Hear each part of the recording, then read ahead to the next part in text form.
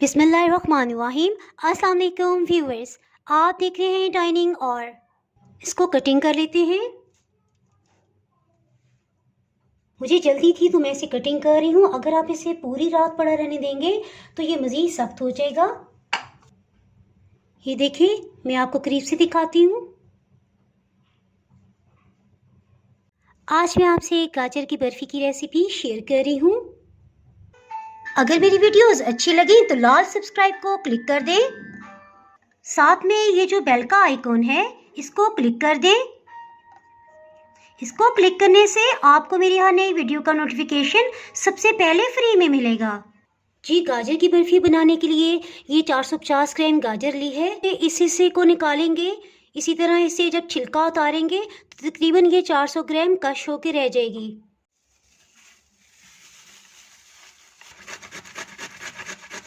गाजर को इस तरह से कश कर लेंगे।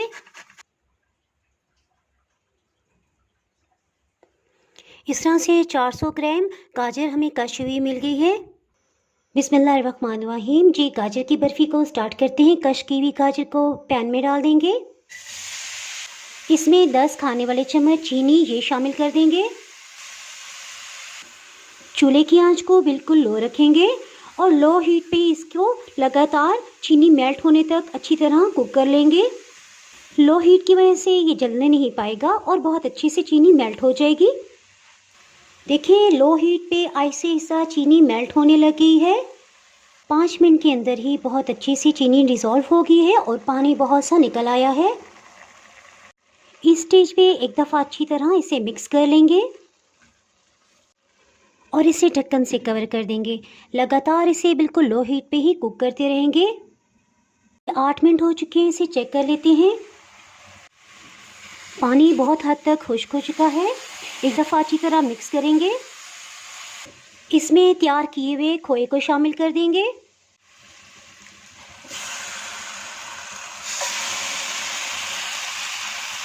चूल्हे की आंच को बिल्कुल लो रखेंगे और इसे अच्छी तरह से मिक्स कर लेंगे।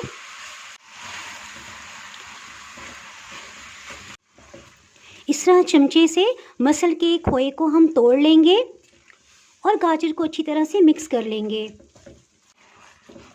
1 मिनट तक बिल्कुल कम हीट पे इसे अच्छी तरह से मिक्स कर लिया था और ये तकरीबन 1.5 मिनट हो चुका है। इसको मिक्स करते हुए आप ये देख सकते हैं कि आहिस्ता आहिस्ता खोया मेल्ट होने लग गया है और इसमें से नमी निकलने लगी है। इस स्टेज पे हीट को आप मीडियम कर लेंगे। छिलके समेत इलायची को पीस लिया था, ये आधी चाय की चम्मच ऐसे शामिल कर देंगे। एक दफ़ा इसे अच्छी तरह मिक्स करेंगे ताकि नीचे ना लगने पाए। इसके साथ ही इसमें 2 खाने वाले चम्मच देसी घी ये शामिल कर देंगे और इसे अच्छी तरह भून लेंगे। खोया फीका था इसलिए खोए के हिसाब से 4 खाने वाले चम्मच चीनी इसमें शामिल कर देंगे। गाजर की बर्फ़ी घर में बनाने का ये फ़ायदा है कि अगर आप इसमें चीनी कम मिकदार में डालना चाहते हैं तो 6-7 चम्मच आप इसमें डालें और अगर आप शुगर फ्री रखना चाहते हैं तो चीनी को बिल्कुल स्किप कर दें। किनारों से इस तरह से उतारते जाएंगे और भूनते जाएंगे। जी, ये ना समझिएगा कि बस बर्फ़ी बन गई। अभी एक बहुत ही अहम चीज़ रहती है जिसे हम लास्ट में शामिल करेंगे और उस अहम इंग्रेडिएंट के बगैर बर्फ़ी तैयार नहीं हो सकती। देखिए, जब ये इस तरह से गाढ़ा हो जाए तो अब हम मीडियम से मीडियम लो फ्लेम कर देंगे, क्योंकि अब थोड़ी सी देर लगे तो ये देखिए हल्का हल्का ब्राउन होने लग जाता है। इससे जलने का अंदेशा है। लगातार बगैर रुके चम्मच इसमें हिलाएंगे। लिक्विड ग्लूकोज को थोड़ी देर के लिए माइक्रोवेव कर दिया है, क्योंकि सर्दियों में ये बहुत जम जाता है। इतना हार्ड होता है कि चम्मच से निकालना मुश्किल हो जाएगा। ये आपको किसी भी हर्बल शॉप से मिल जाएगा। जी, बारी आ गई है इसमें सबसे अहम इंग्रेडिएंट शामिल करने की, तो इसके लिए मैंने चूल्हे को ऑफ़ कर दिया है। लिक्विड ग्लूकोज तकरीबन 4 खाने वाले चम्मच हम इसमें इस्तेमाल करेंगे। बहुत ज़्यादा सर्दी है जिसकी वजह से लिक्विड ग्लूकोज तकरीबन जम रहा है, तो साथ ही चूल्हे की आंच को ऑन कर लेंगे। इसको मिक्स करेंगे तो साथ साथ लिक्विड ग्लूकोज उतरता जाएगा।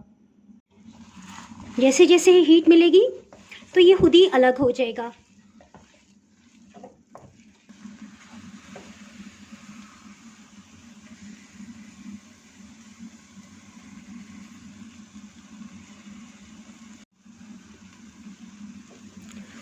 लिक्विड ग्लूकोज डालने के बाद लगातार चम्मच चलाएंगे।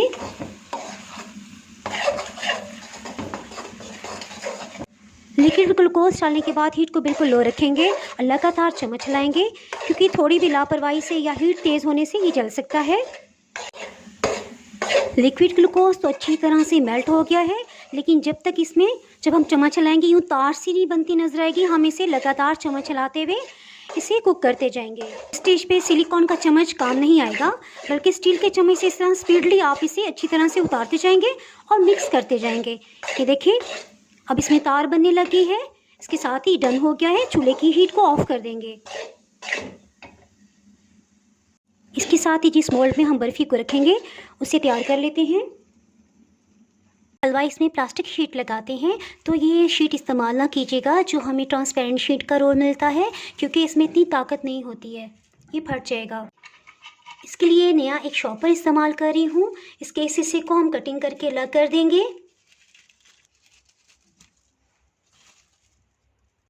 सील हुए हिस्से को भी हम इस तरह से कटिंग कर लेंगे। तो इस तरह से ओपन कर लेंगे और यहाँ से इसे कटिंग कर लेंगे। इससे ये पूरा ओपन हो जाएगा।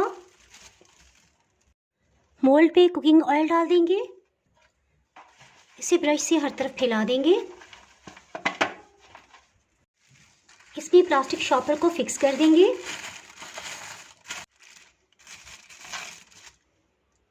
फालतू हिस्से को कट कर दिया है। फिर से ऑयल डाल देंगे और इसको अच्छी तरह से फैला देंगे। बटर पेपर को इसकी साइज का कटिंग कर लिया था, इसको लगा देंगे। बर्फी का मिक्सचर ठंडा हो गया है, इसे डाल देंगे।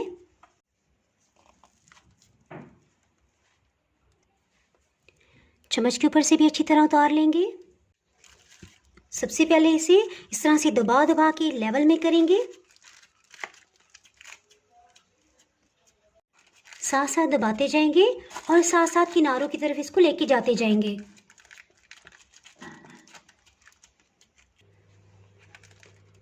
कोने से इस तरह से थोड़ी सी अंगूठे की हेल्प से हम इसे प्रेस कर लेंगे।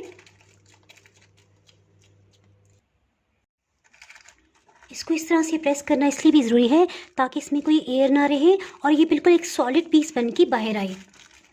जी सब एक लेवल में आ गई है। बेहतरीन रिजल्ट के लिए बेहतर है कि इसको ओवरनाइट रहने दिया जाए। आपने देखा था इसमें हमने बड़े वाला मजबूत वाला प्लास्टिक लगाया था, इसको एहतियात से निकालेंगे।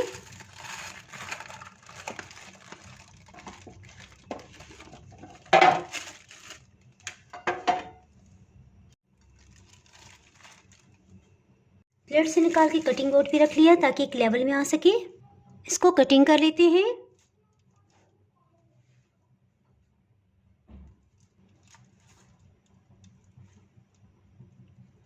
मुझे जल्दी थी तो मैं इसे कटिंग कर रही हूँ। अगर आप इसे पूरी रात पड़ा रहने देंगे तो ये मज़ीद सख्त हो जाए। ये देखिए मैं आपको करीब से दिखाती हूँ।